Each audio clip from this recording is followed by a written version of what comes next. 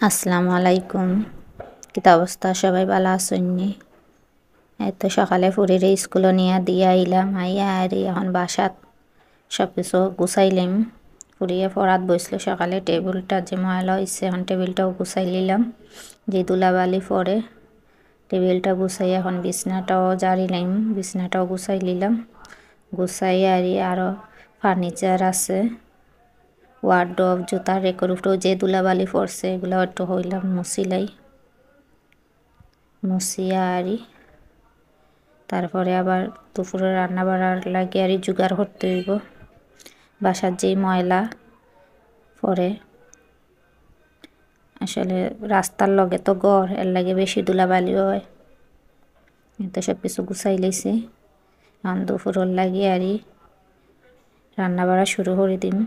এত সবজিগুলাও কুটি লইছি, রুই মাছ রান্না করবো, রুই মাছ দিয়ে ফুলকপি দিয়ে, সিম, আলু, টমেটো দিয়ে রান্না করুম আর শাক ভাজি করুম। প্লিজ সবাই আমার ভিডিওটা দেখবা, যদি আমার ভিডিওটা ভালো লাগে লাইক কমেন্ট শেয়ার করবা, আর অবশ্যই আমার চ্যানেলটা সাবস্ক্রাইব করবা।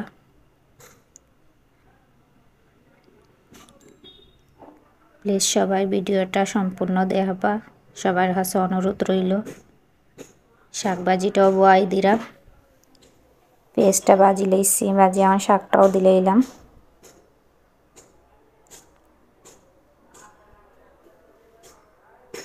মাছটাও ভাজি ওই চারিদিক দিয়া, সবজিটাও একটু তেলও ভাজি লইলাম।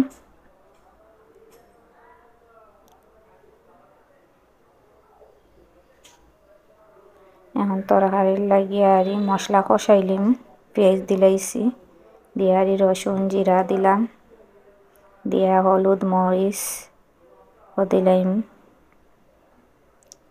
দিয়ে একটু কষাইতে হইব মশলাটা। কষাইয়া এখন সবজিগুলাও দিলাম, সবজিগুলা দিয়ে একটু নাড়াইয়া দিমু, দিয়ে একটু ডাইকা দিমু, একটু কষবো।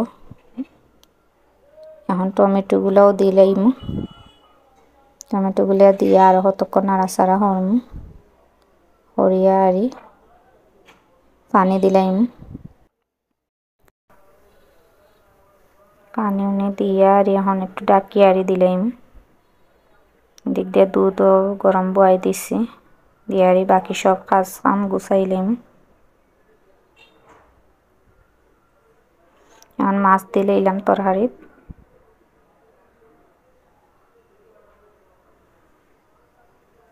মাছ দিয়া ধনিয়া পাতা দিয়ে আর একটু জাল দিমু তরকারিটা দিয়ে বাকি সব কাজ গুছাইলাম। চুলাও মুছি লইছি। তো আমার ভিডিওটা কিলা লাগলো সবাই জানাইবা।